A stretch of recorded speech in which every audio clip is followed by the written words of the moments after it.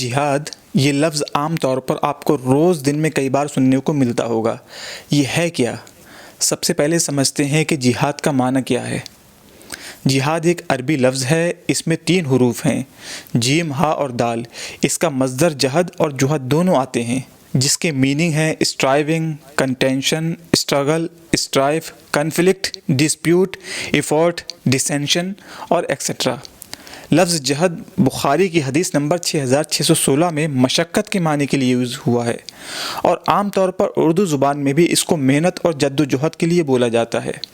مگر پچھلے چند سالوں سے اس لفظ کا مس یوز کیا گیا، اور خاص کر ہماری میڈیا میں اس لفظ کو جان بوجھ کر اچھالا گیا کیونکہ یہ لفظ قرآن میں موجود ہے۔ اگر آپ جہاد کی ڈیفینیشن پڑھیں گے تو آپ کو معلوم ہوگا کہ جہاد ایک مقدس اسلامک ٹرمینالوجی ہے جس کے خاص مقام پر خاص لوگوں کو خاص موقع پر کرنے کی اجازت ہے، اور لغت میں دیکھا جائے تو اس کا معنی آتا ہے قتال دفاع عن الدین والوطن، کہ برائی کے یا ظلم کے خلاف دفاع کرنا، کبھی دین کے لیے یا کبھی وطن کے لیے۔ اسی لیے نبی پاک صلی اللہ علیہ وسلم صحابہ سے ترمذی کی 1621 نمبر کی حدیث میں فرماتے ہیں، المجاہد من جاہد نفسہ، کہ جہادی وہ شخص ہے جو اپنے آپ سے جہاد کرے، یعنی آپ اپنے اندر کے شیطان کو ختم کریں، یہ سب سے بڑا جہاد ہے۔ مگر کچھ شرپسند تنظیمیں جو ہندوستان میں نفرت پھیلانے کا کام کر رہی ہیں، ان کے نزدیک مسلمان کی طرف سے ہونے والا کوئی بھی کام جہاد ہے، پھر وہ کسی سے محبت ہی کیوں نہ ہو، چاہے لیگل ہو یا اللیگل۔ اس میں ان کے 2 پہلو ہیں کہ اگر لو نان مسلم لڑکی کی طرف سے ہو وہ لو جہاد کہلائے گا، اور اگر لڑکی مسلم ہے تو اس کو نام دیا جاتا ہے گھر واپسی۔ یہ لوگ ذہنی مریض ہیں، دوغلے پن کا شکار ہیں، ایک ہی چیز کو 2 طرفہ نظریے سے دیکھنے کی وجہ سے نفرت پھیلانا ان کے لیے اور آسان ہو گیا ہے، حالانکہ کان ادھر سے پکڑا جائے یا ادھر سے بات سیم ہے،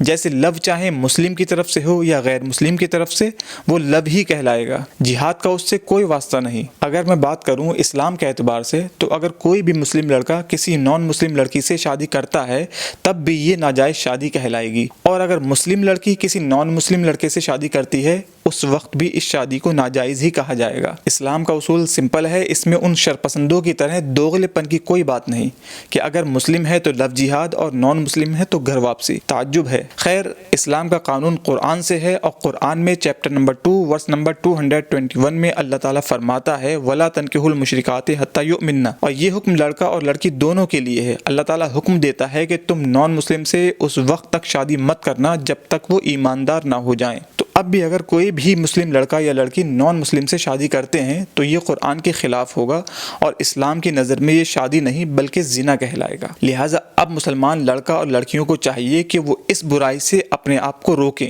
اور یہی ان کے لیے سب سے بڑا جہاد ہوگا۔ حال ہی میں پرولا کا واقعہ صرف ایک سٹی کا یا ایک اسٹیٹ کا نہیں بلکہ پورے ملک اور بیرون ملک کے لیے بھی ایک سوشل بلکہ کہا جائے ایک دھارمک ایشو بن گیا، حالانکہ حقیقت جب سامنے آئی تو بالکل اس کے الٹ تھی،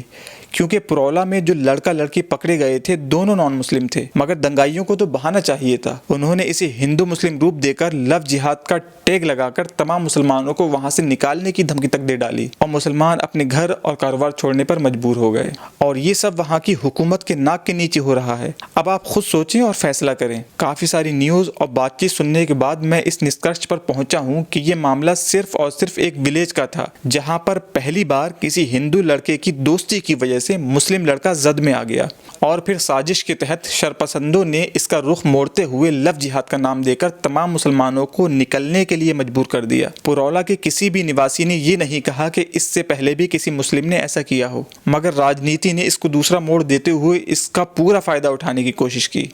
جیسا کہ پچھلے چند سالوں سے ہوتا چلا آ رہا ہے، پھر چاہے وہ فلم کے ذریعے ہو یا سوشل میڈیا کے ذریعے۔ نفرت پوری طرح سے آگ کی طرح پھیلتی جا رہی ہے، اگر آپ لوگ آج بھی نہ سمجھے تو حالات بد سے بدتر ہو سکتے ہیں۔